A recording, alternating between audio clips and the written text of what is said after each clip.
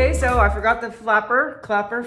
So The clapper. So we're going back to the old school days when we didn't have a clapper and we had no money and we had to walk 3 miles to school uphill. Oh, both ways. In the snow in New England. That's okay, right. So here we go. And action. Action. So today we're trying something a little bit different.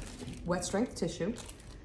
And we're taking advantage of the fact that it's wet strength. Yeah. And utilizing it in a way that we're using, I'm using a mask and then a stencil as almost like a resist. And so what happens is, this one I think is probably, well, either one. This one is amazing. And she said I could have it.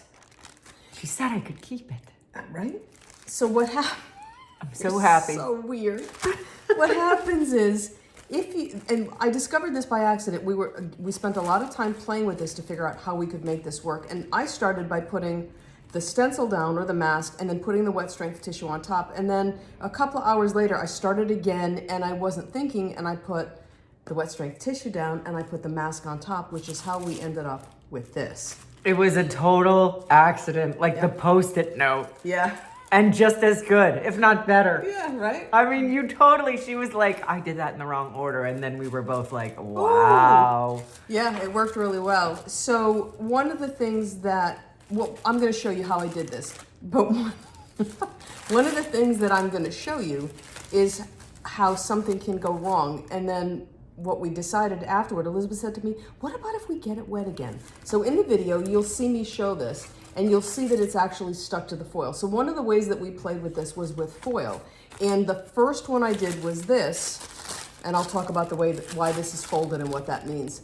But I took it off the foil before it was completely dry. And then I got distracted, and this one, we're using the sun as our oven, so we used the backyard, and we put this outside, and it dried, and it was stuck right to the foil. And I started to peel it off, and you can see that it's kind of torn, which is fine because I'm giving it to Elizabeth, and she's going to tear it up anyway, so it's fine.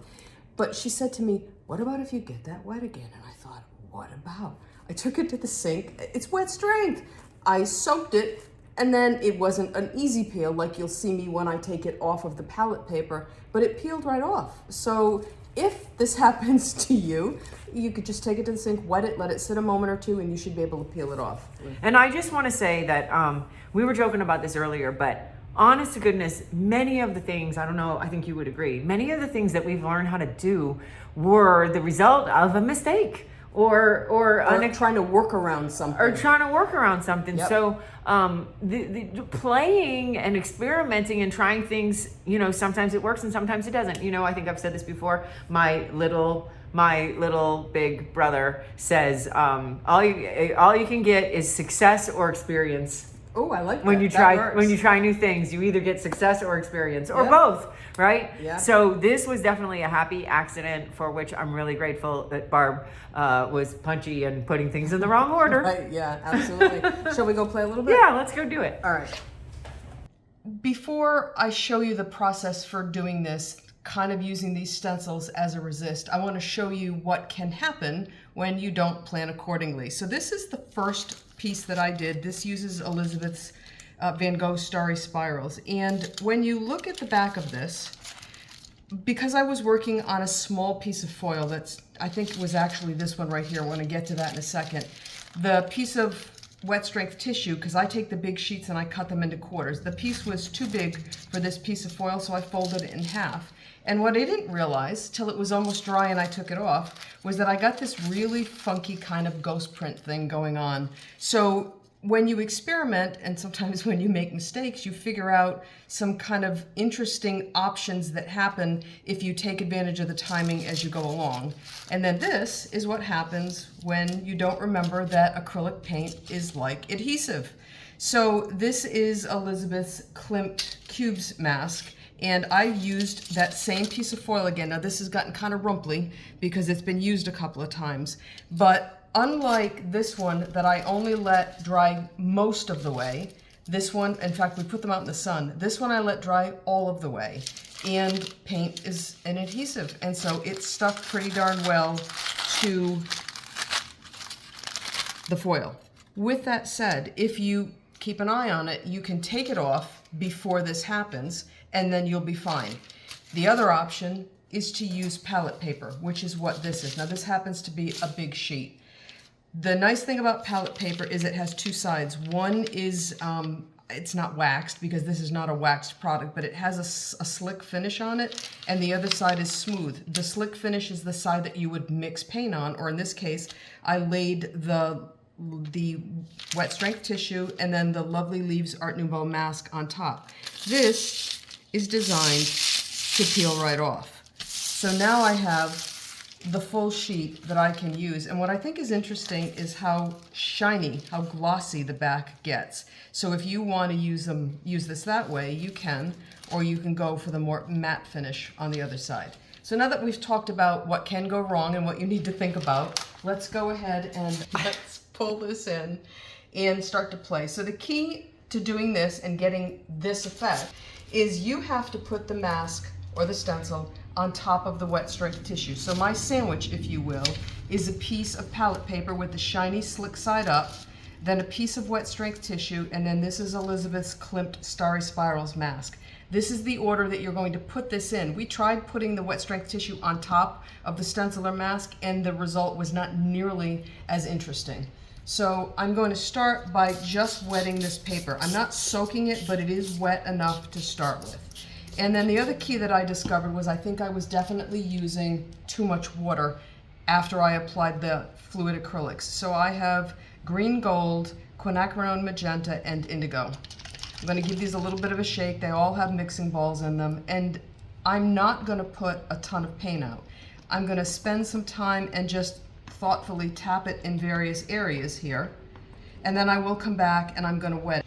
Now, ordinarily when you mix green, in this case green, gold, and magenta, you probably are going to get mud, but I'm not going to put a ton of it near it. I'm just going to kind of let it mix and play, and then I'm going to bring in the the indigo.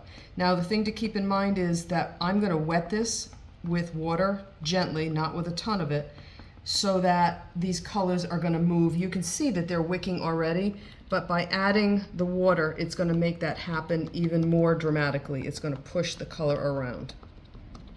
So what we're going to do is I'm going to wet this, and then we're going to have to take a break and put it out in the sun because it's frying hot out there, and it will dry pretty quickly, and then we'll pick this back up and we'll come inside. But first, we just need to get the rest of this indigo in here. You can moderate how much comes out of this bottle by how much you twist to open this cap, and I've chosen to only twist a little bit so I'm not getting a ton that's flooding out.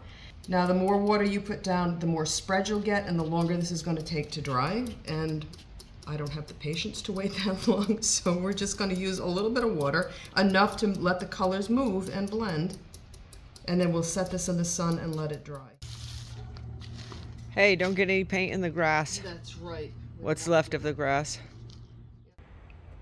We've taken this out of the sun and the roasting pan that is the backyard. This is all dry now, and what I want to show you is that this stencil does act like a resist. Even though the color gets underneath it onto the wet strength tissue, what you end up with, and you just have to kind of ease these off, these little loose pieces, what you end up with is a lighter version, and the dark color settles around the mask or the stencil, whatever it is that you end up using. But this just pops off. Now this is a little bit tacky. I can still feel it's not completely dry under the stencil, but it's certainly dry enough that it's not going to move. So again, we just kind of lift all these elements off. Your stencil does get messy, but remember, high flow acrylics are a permanent when dry, so this is not gonna affect, once this is dry, it's not gonna affect anything else that you put it over. And so now we have this design, and as you saw me do a few moments ago, you just peel this off of the palette paper.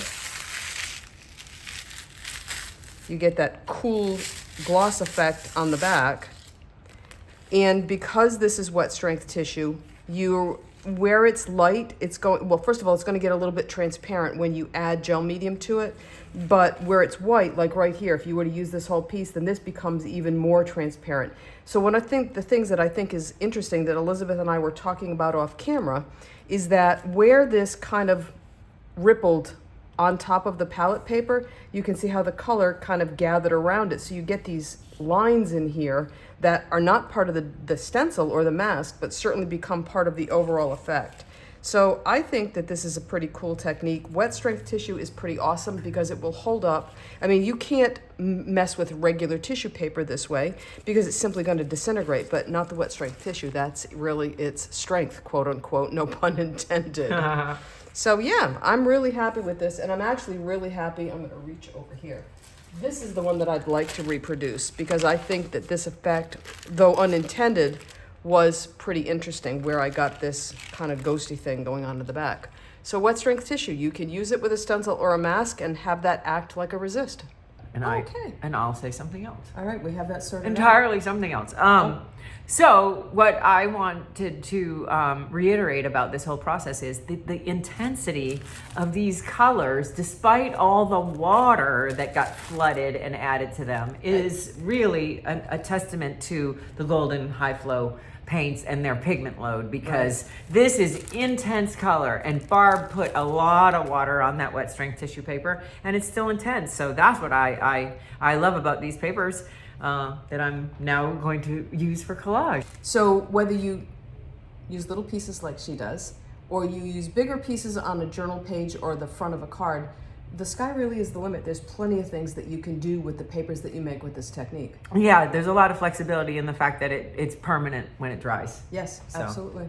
Awesome. All right, we're All done right. here for today. See you next week. Bye. Bye.